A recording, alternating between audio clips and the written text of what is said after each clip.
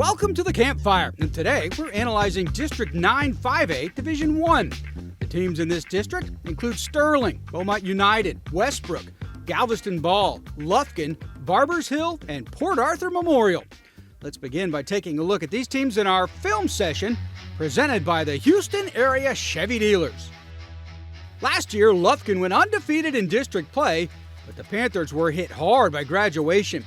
The loss of offensive MVP Quincy Coutee at quarterback will be especially hard to replace, so look for others in this district to make a move. Port Arthur Memorial brings back a lot of offensive talent, and their defense will be top-notch behind the King Boys, Tank at linebacker and Brock at cornerback.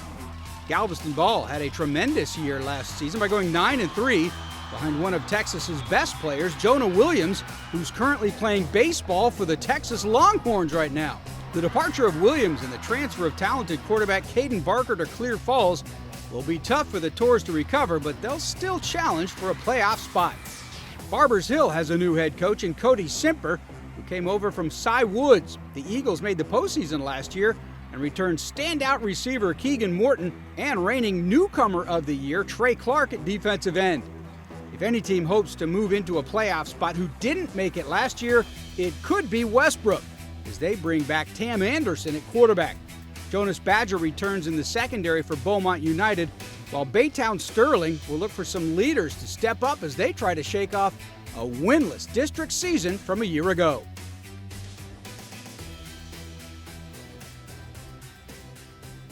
The film session is presented by the Houston Area Chevy Dealers. Together, let's drive. Players on the Rise is brought to you by Parker University. Check out our bachelor's degree in strength and human performance today. The Campfire is brought to you by DQ for treats and eats before and after the game. For an even deeper look at 9 5A Division 1, here's producer Ward Fasold and Matt Stepp from Dave Campbell's Texas High School Football with the District Breakdown. All right, Steph, we are talking 9-5A Division 1. We got through the Division 2 districts, and now we're getting a reasonable sized teams in these districts now that we're up in Division 1. We're not forcing 9 in there and go ahead and find 2 non-district games. We got 7 teams in this district. And what is our boys over there? I'm going to start with the Tours. What are they going to do post Jonah Williams? That's a very difficult renaissance they're going to have there after Jonah Williams. Yeah, this district overall, Ward, when you look at the district as a whole, I call this the district of the coaching change. 5 of the 7 teams in this district have new coaches, including Galveston Ball, who we're talking about right now. And as of recording, they have not hired a new coach. I expect a new coach to be hired on tomorrow, April 16th. That gives you a little insight when we're recording this, but they're going to hire a coach tomorrow. And so the new coach at Galveston Ball is really inheriting a total rebuild.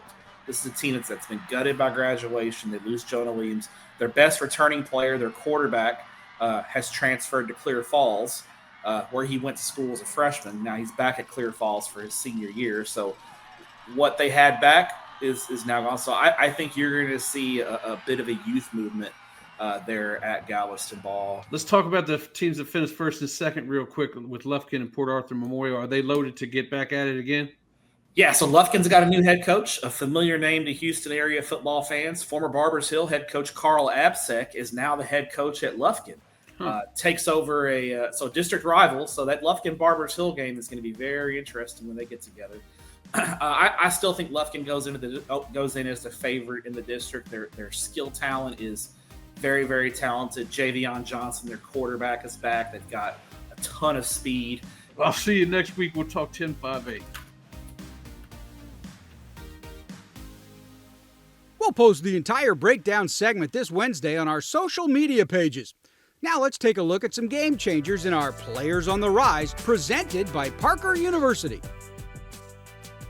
The best running back returning in this district is Amonte Martin from Port Arthur Memorial. He's a first-team all-district selection and had the knack of making something out of nothing on each and every run. A true home run hitter, Martin in the open field is a nightmare for defensive secondaries. Monte has offers from TCU, Oklahoma State, and Kansas State, among others. Barbers Hill is more than happy to have Brady Barrier transfer in to play for the Eagles his senior year. As a junior at Anahuac, Barrier threw for almost 2,700 yards and 24 touchdowns while playing on a high ankle sprain half the season.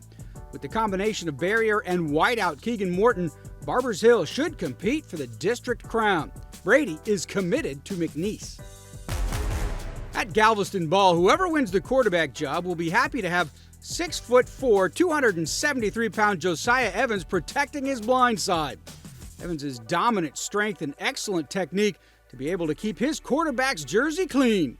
He finishes his blocks too, so when Josiah is on the field, get the syrup ready because you're having pancakes.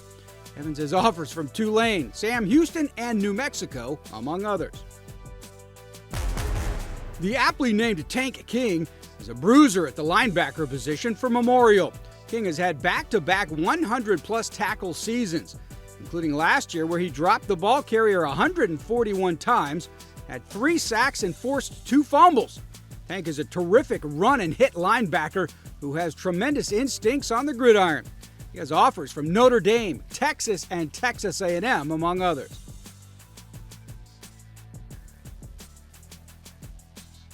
The film session is presented by the Houston area Chevy dealers. Together, let's drive. Our Ward Fasold caught up with Barbers Hill head coach Cody Simper to talk about his Eagles in our Media Day segment. All right, Media Day, and we are joined with Barbers Hill new head coach Cody Simper.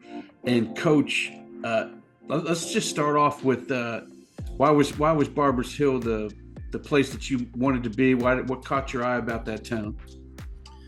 I think the reputation of the district as a whole as being just a great place to work, and as a place that does such a great job taking care of their employees in a community that was really embraces athletics and supports athletics is something that has always had Barbers Hill on my radar. It would be a great opportunity to be a part of. I think for us as a whole, as a family, what really kind of sealed the deal for us was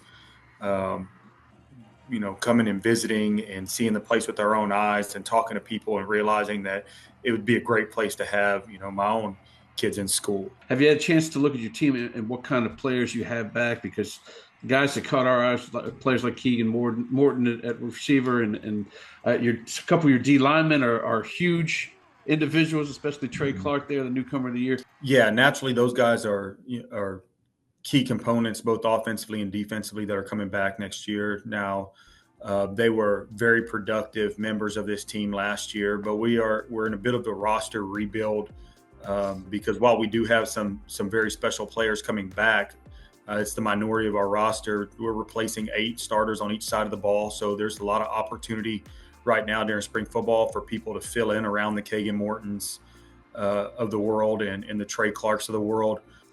Well, it should be a fun and informative offseason for you, and we're looking forward to when the season starts. So, Coach, I appreciate you joining us. Yeah, it's been fun. Thank you.